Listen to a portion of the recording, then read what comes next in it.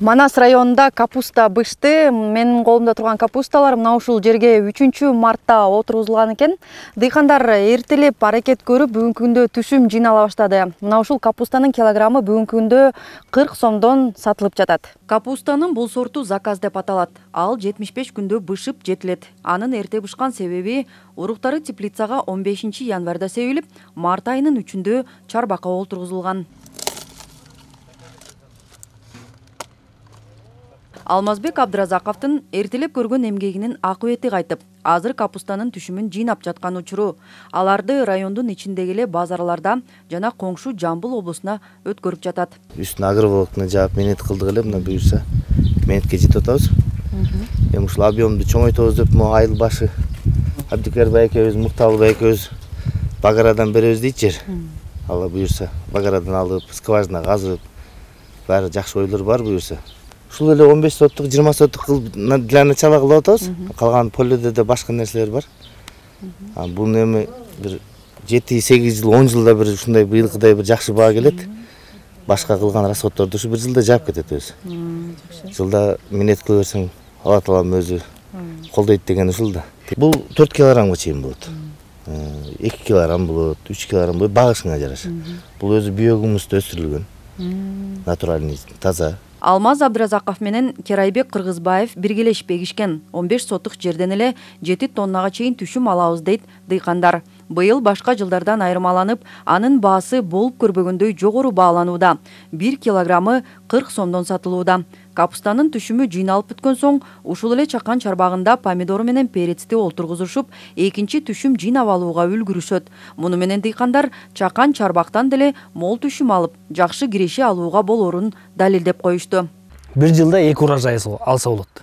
Могу капустаны эрте болуп, 3-мартта тигилип, азыр урожайын жыйнап, анан могу перецти ушул жерге эле тигип туруп, кайрадан эле айдап туруп, уже экинчи урожай болот бул. Ошо менен буну анан кийин ноябрда үстүн жаап, пленка эмес, агроволокно деп коет, ал суук өткөзбөйт. Ошо менен жаап туруп, анан кийин ошондо 2-ноябрь, былтыр 2-ноябрда тергенбиз. Буюрса эми быйыл да ошондой немесе кылабыз деп атабыз. Болуп калар ошо. Кичинекей жерден көп доход түшүрсө болот экен көрсө.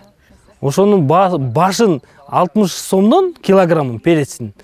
Аягы уже бүтүп баратканда декабрдын где-то канчасы десек 25-тери болуп калды. Ошондо аягын 100 сомдон саттык. Тамчылатып сугарууда айыл чарба өсүмдүктөрүнүн эрте бышуусуна жана жакшы түшүм берүүсүнө өбөлгө болот дешет дыйкандар. Алар жашылча жемиштерди биогумус менен гана азыктандырышат. Аны даярдоо үчүн атайы Калифорния аталышындагы сөөл жандарды сатып алышкан. 3 килограмм алдырткам азыр.